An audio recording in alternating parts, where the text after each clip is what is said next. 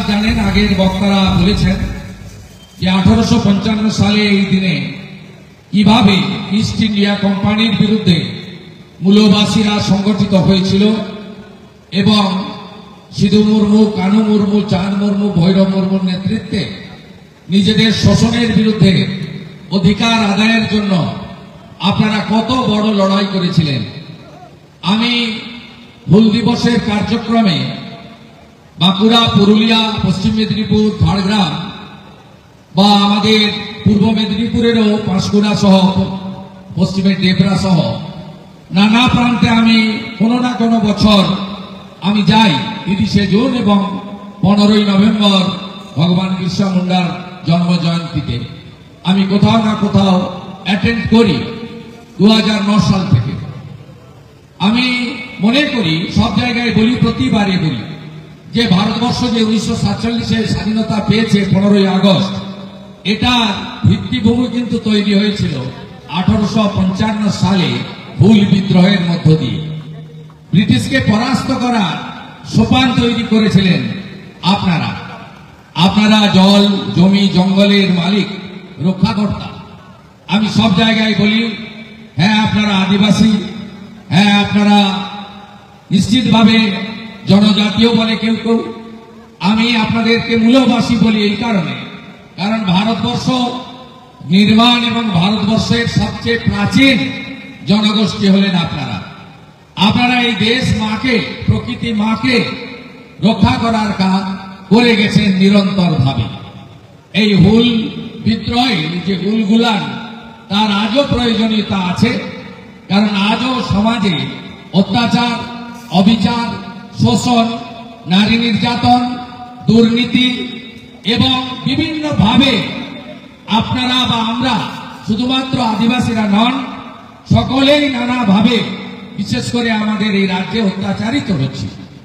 আজকে জঙ্গলমহলে আমি যখন 2009 সালের পরে 10 সালে বিশেষ করে আসি, তখন জঙ্গলমহল কি ছিল?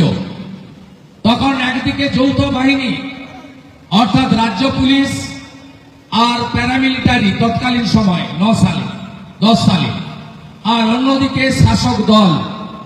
তারা যে অত্যাচারটা করেছে এবং যে অবস্থা আমি চোখে দেখেছি, আমি চাই না ওই রকম অবস্থা ফিরে আসুক।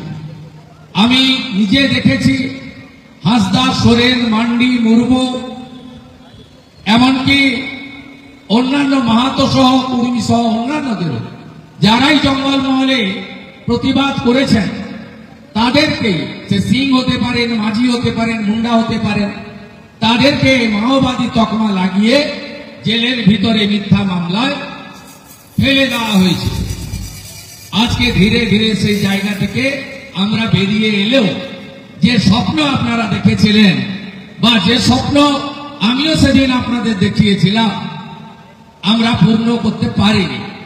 কারণ আমাদের মাটির কথা মাটির লোক ছাড়া অন্য কেউ বুঝতেও পারবে না, বলতেও পারবে না। কলকাতা ফ্ল্যাট বাড়িতে থাকা বাবুরা কখনোই জঙ্গলমহলের মানুষের যন্ত্রণার কথা, তাদের অভাব অভিযোগ নিষ্পত্তির কথা তারা কখনোই পূরণ করবেন বলে আমার বিশ্বাস নেই। আমি নিজে হাতে কলমে দেখেছি। আজকে অরণ্য নেই। অরণ্য আপনি দেখবেন 10 বছর আগে জঙ্গল কি সুন্দর ছিল, এখন সব জায়গায় হাত দিতে দিতে জঙ্গলের গাছগুলো সাফাই হয়ে যাচ্ছে। এ বড় কষ্ট আর বেদনার কথা। এত নদী নালা বেষ্টিত, শুধুমাত্র কাঁসাই, সুবর্ণরেখা নয়, আপনি যদি ছোট ছোট নদী নালাগুলো দেখেন, কোথাও বালি আর মাটির অস্তিত্ব নেই, সব শেষ হয়ে গেছে। প্রকৃতি মায়ের উপরে এই যে অত্যাচার, এই অত্যাচার আমরা নিশ্চিতভাবে আশা করিনি। মাননীয় ভূপেন সিং মহোদয় বলেছেন, অধিকার কেউ দেয় না, অধিকার আদায় করতে হয়। তাই হুল দিবসে দাঁড়িয়ে আজকে নতুন করে আবার উলগুলানের আহ্বান আমাদের দিতে হবে।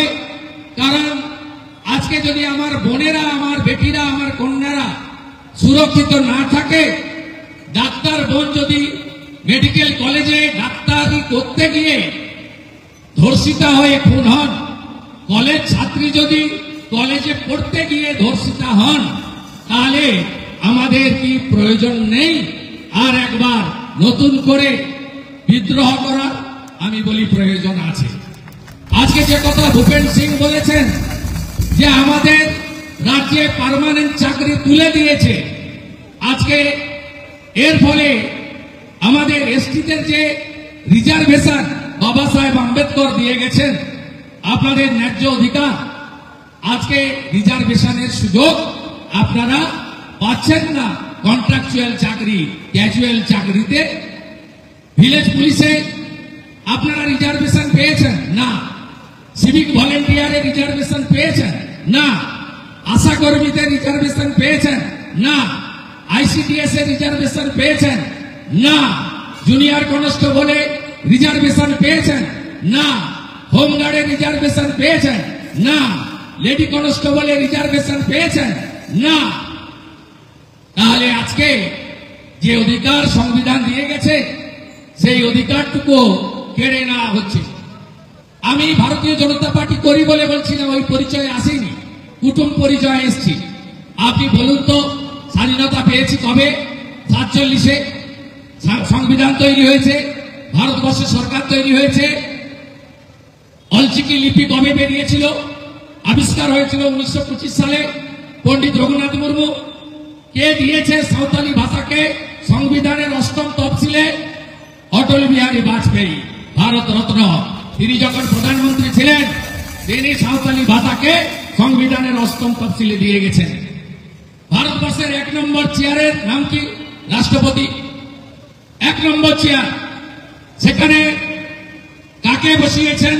ভারতবর্ষের প্রধানমন্ত্রী শ্রীমতী দ্রৌপদী মুর্মু, উড়িষ্যার প্রান্তিক গ্রামের মানুষ, যিনি একটা সময় নিজের পরিবারের জন্য খাটাখাটনির কাজ করতেন, মাঠের কাজ করতেন, সেই প্রান্তিক এক আদিবাসী মহিলাকে ভারতবর্ষের 1 নম্বর জায়গা দিয়েছেন। আপনারা নিচে বসবেন না, আপনারা উপরে বসবেন, কারণ আপনারা হলেন মূলবাসী। গত 1 বছরে ভারতবর্ষে অনেক মুখ্যমন্ত্রী তৈরি হয়েছে। আমাদের দেশের প্রধানমন্ত্রী 2টো রাজ্যে আদিবাসী মুখ্যমন্ত্রী করেছেন। একটা হলো ছত্তিশগড়ে বিষ্ণুদেব সাই, আরেকটা হলো পাশের উড়িষ্যায় মোহন মাঝি। আমরা আপনাদের মর্যাদা দিতে জানি, আর অন্যরা আপনাদের লড়িয়ে দিতে জানে। কুর্মীর সঙ্গে আদিবাসী, আদিবাসীর সঙ্গে কুর্মী। আমরা লড়ানোর কাজে নেই, আমরা চাই আপনাদের উন্নয়ন, আপনাদের কর্মসংস্থান, আপনাদের শিক্ষা। এত স্কুলে, কলেজে, ইউনিভার্সিটিতে সাঁওতালি ভাষায় অধ্যাপক শিক্ষক নেই কেন? কেন পড়ার সুযোগ পাচ্ছে না? ভাষা, সংস্কৃতি কেন অধিকার আপনারা পাচ্ছেন না? আজকে আপনাদের এগুলো ভাবতে হবে হুল দিবসে। আমি আপনাদের এই কথাগুলো বলছি। গোটা ভারতবর্ষে একলব্য রেসিডেন্সিয়াল স্কুল হলো, যেখানে ক্লাস 1 থেকে 12 আদিবাসী বাড়ির ছাত্রছাত্রীরা ভারত সরকারের খরচে হোস্টেলে থাকবে, পড়াশোনা করবে। তাদের খাওয়া, পড়া, বই, আধুনিক শিক্ষা, খেলাধুলার মাঠ, সাঁতার কাটার সুইমিং পুল, সমস্ত ভাবে তাদেরকে উপযুক্ত ভাবে দেশের সরকার তৈরি করছে। কোন রাজ্যে একলব্য রেসিডেন্সিয়াল স্কুল আদিবাসীদের জন্য তৈরি করতে দেয়নি, জমি দেয়নি? তার নাম হলো পশ্চিমবঙ্গ। ঝাড়খণ্ডে অন্য দলের সরকার আছে, তারাও নিয়েছে ভারত সরকারের এই স্কিম। কারণ ভোটের সময় নির্বাচন হয়, ভোট চলে গেলে সরকারের দায়িত্ব সবার, আমরা ওরা নয়, সবাইকে নিয়ে চলা। আজকে হেমন্ত সোরেন ওখানে একলব্য রেসিডেন্সিয়াল স্কুল করলেন, উড়িষ্যায় মোহন মাঝি করলেন, সব রাজ্যে হয়ে গেল। আমাদের এই রাজ্যে 9টা আদিবাসী একলব্য স্কুলের জন্য ভারত সরকার, আগের মন্ত্রী অর্জুন মুন্ডাজি জমি চেয়েছিলেন, পশ্চিমবঙ্গ সরকার জমি দেয়নি। আজকে ভূপেন সিং বলছিল, আজকে গ্রামে গ্রামে যাচ্ছি আমরা, রাস্তা খারাপ কেন হবে? আপনারা শুনে রাখুন, 75টা প্রাচীন আদিবাসী জনজাতি যে গ্রামগুলোতে রয়েছে সেই গ্রামগুলোকে ভারত সরকার আদর্শ গ্রাম তৈরি করেছে। রাজস্থানে, গুজরাটে, মধ্যপ্রদেশে, উড়িষ্যাতে আপনি যাবেন, ওই যে প্রাচীন আদিবাসী জাতিগুলো রয়েছে সেখানে আদর্শ গ্রামে কি আছে? সকলের পাকা বাড়ি, সকলের প্রধানমন্ত্রী সূর্যঘর যোজনায় সৌর আলো, যাতে তাদের ইলেকট্রিকের বিল দিতে না হয়, নলে জল, জল জীবন মিশনে পাকা শৌচালয়, এবং তাদেরকে উজালা যোজনায় ফ্রি গ্যাস। সব বাড়ি, কোনো বাড়ি বাকি নেই। আদর্শ গ্রাম ৭৫টা প্রাচীন জনজাতি অধ্যুষিত ৩৭,০০০ গ্রামে ভারতবর্ষের সরকার করেছে, এবং প্রত্যেকটা গ্রামে সেখানে সাঁওতালি ভাষা সহ প্রাইমারি স্কুল এবং একটি করে প্রাইমারি হেলথ সেন্টার তৈরি হয়েছে।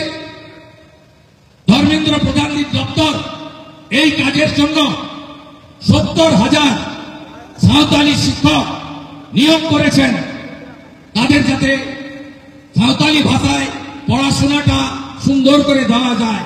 আমরা বঞ্চিত। আপনাদের কাছে আজকে বলবো, আমরা কেউ ভালো নেই, আপনারা প্রকৃতি মাকে বাঁচান। পুরুলিয়াতে পাহাড় বিক্রি হচ্ছে, আদিবাসীরা প্রতিরোধ করলে পুলিশ দিয়ে মেরে তাদেরকে জেলে নিয়ে যাওয়া হচ্ছে। একটা জমির একটা নদীর অস্তিত্ব নেই, একটা জঙ্গলের অস্তিত্ব নেই। কাঠ কেটে লোপাট করে দিচ্ছে, নদীর বালি কেটে লোপাট করে দিচ্ছে। এই যে জল আসছে না বৃষ্টি, আর একটু পরে দেখবেন কোথায় গর্ত জানে না। আমার মারা যখন জালন কুড়াতে যাবে দেখবেন কোথাও পড়ে গেছে গর্তে। গত বছর এই ঝাড়গ্রামে একাধিক নদীতে এমন খনন হয়েছে, ৫ থেকে ৬ জন স্কুল ছাত্র এবং জ্বালানি কুড়োতে যাওয়া মা মারা গেছেন, কারণ তারা চিরদিন যাতায়াত করছেন একরকম রাস্তা দিয়ে, আর এরা পুলিশ আর বালি মাফিয়া এরা টাকা নিয়ে জেসিবি মেশিন ঢুকিয়ে যেখানে সেখানে কেটে দিচ্ছে। আপনারা নদীতে জেসিবি মেশিন নামাতে দেবেন না। আমি ভারত সরকারের মন্ত্রী ভূপেন যাদবকে বলেছিলাম, উনি বলেছেন লিখিত অভিযোগ দিন, সব বন্ধ করব। 2 মিটারের বেশি বালি কাটতে পারে না, নদীর বেড়ে জেসিবি এবং পকলিং ঢোকাতে পারে না, সব করছে। লালগড়ে প্রতিবাদ করলো এক ডাকাত সৌরভ রায় ঠিকাদার, গোটা গ্রামকে জেলে ঢুকালো আইসি লালগড়, গোটা গ্রামকে। জামিন পেলেন তারা 3 মাস জেল থেকে। এই অত্যাচার মেনে নেবেন আপনারা? পতাকা নিয়ে করতে হবে না, পতাকা ছাড়া মাদল ধনসা আর এই তীর ধনুক টাঙ্গি নিয়ে বেরোন। এই অত্যাচার আমরা বন্ধ করব, এই অত্যাচার মানা যাবে না। আমি আপনাদের সাথে আছি। যদি কোনোদিন সুযোগ পাই, বর্তমান মুখ্যমন্ত্রী আমাকে কাজে লাগিয়েছিলেন তার জঙ্গল মহলে নরম মাটিকে শক্ত করার জন্য। আমি শক্ত করেছিলাম। শক্ত করার পরে 12 সালের পরে আমাকে এখান থেকে উনি সরিয়ে দিয়েছেন। আপনাদের এত ভালোবাসা আমি আসতাম ভুলে, আমি আসতাম ভগবান বিরসা মুন্ডার জন্ম জয়ন্তীতে, আমি আসতাম করমে, আমি আসতাম কালী পুজোতে, আমি আসতাম খুটান পুজোতে, আমি আসতাম ঝুমুর গানের ঝুমুর শিল্পীদের সমাবেশে, আমি আসতাম সাঁওতালি ভাষার বই মেলা উদ্বোধনে। আমাকে আপনাদের ভালোবাসায় উনি তারা চোখে লাগলেন। গ্রামের ছেলে তো আমি, মুড়ি পান্তা খাওয়ালো আপনাদের মতো। আপনারা থাকেন লাল মাটিতে, আমি একটু দূরেই থাকি বালু মাটিতে। ভাগ আমরা বিভক্ত প্রশাসনিক ভাবে, পূর্ব পশ্চিম ঝাড়গ্রাম। আমরা দেহ মনে বিশ্বাসে মানসিকতায় বস্ত্রে খাদ্যে সামাজিক রীতিতে সংস্কৃতিতে আমরা অবিভক্ত মেদিনীপুর। তাই আমাকে এখানে উনি ব্যবহার করেছেন, তারপরে ছুড়ে ফেলে দিয়েছেন। আমি যদি কোনোদিন সুযোগ পাই, জঙ্গলমহলের অরণ্য, জঙ্গলমহলের পাহাড়, জঙ্গলমহলের জমি, জঙ্গলমহলের আদিবাসী মানুষ, আদিবাসী শিক্ষিত যুবক যুবতী, আদিবাসীরা এত ভালো খেলাধুলা করে, তাদেরকে আমরা আন্তর্জাতিক স্তরে নিয়ে যেতে পারি। আমাদের যদি ভবিষ্যতে কোনোদিন সুযোগ পাই, আপনারা সুযোগ দেন, 1000 টাকা জয় জোহার নয়, 3000 টাকা ভাতা দেব। লোক প্রসাদ শিল্পীদেরকে সঠিক জায়গায় নিয়ে যাব। এই শিমল টুডুদেরকে এই অবস্থায় পড়তে হবে না। বিজয় মাহাতো মহোদয় মারা গেছেন, তিনিও আমাকে অত্যন্ত ভালোবাসতেন। আমি প্রচুর সাংস্কৃতিক অনুষ্ঠানে আসতাম, আলাদা আত্মিক সম্পর্ক ছিল। যখন প্রোগ্রাম শেষ করে যেতাম তখন সুন্দর করে ওই যে শাল পাতার মধ্যে, কেন্দু পাতার মধ্যে পিঠা বানিয়ে আপনারা তুলে দিতেন আমাকে। আমি হেঁটে হেঁটে হেঁটে জঙ্গলমহল থেকে বিচ্ছিন্নতাবাদী শক্তি আর যৌথ বাহিনীর অত্যাচার বন্ধ করেছিলাম। এমন কোন জায়গা নেই যেখানে আমি পদব্রজে হাঁটিনি এবং এলাকায় এলাকায় যাইনি। আমার মনে আছে, এই যে রাস্তা দিয়ে ওপাশ দিয়ে গুপ্তমণি থেকে আসছেন, আমি 2010 সালে মহাষষ্ঠী দুর্গাপুজোর দিন লালগড়ে ছিলাম পুজো বাদ দিয়ে। আমি 2010-এর কালী পুজোর দিন পুজো ছেড়ে চুনপাড়ায় এসে আমি উত্তম মাহাতো দেহ কুড়িয়েছিলাম। কখনো সনাতন হেমব্রম, কখনো উত্তম মাহাতো, এদের অত্যাচারের বিরুদ্ধে লড়াই করেছি।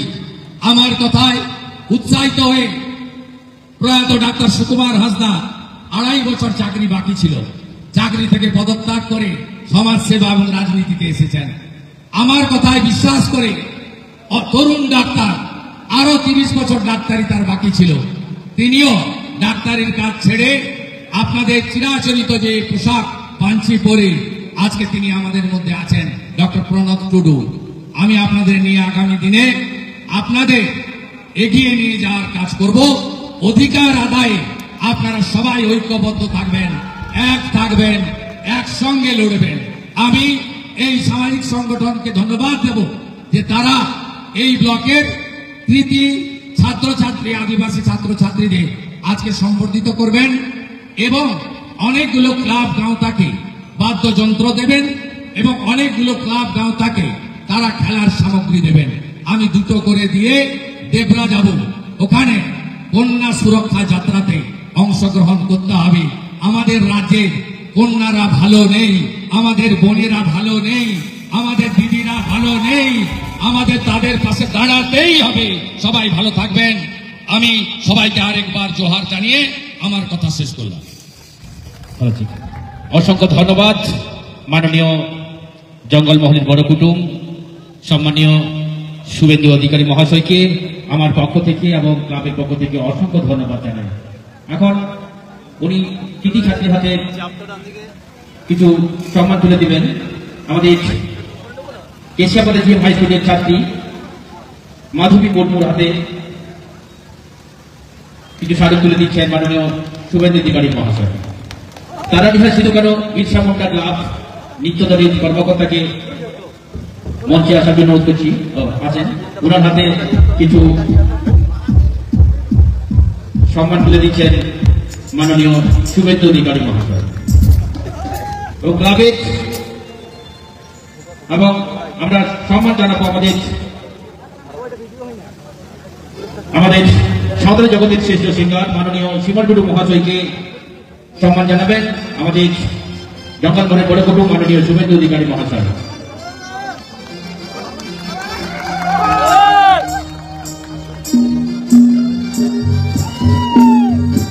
এরপরে সম্মান জানাবেন আমাদের উড়িষ্যা বিধানসভা জঙ্গল সাঁওতালি জগতের শ্রেষ্ঠ সিঙ্গার, ট্রেডিশনাল সিঙ্গার মাননীয় ভজ কয়েল মঙ্গল হাসদা মহাশয়কে।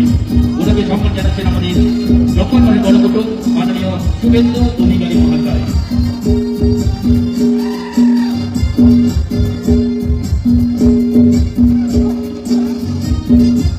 যে সমস্ত ক্লাবদেরকে আহ্বান করা হয়েছে, ক্লাবের কর্মকর্তাদের আমাদের মঞ্চের দিকে আসার জন্য করা হচ্ছে।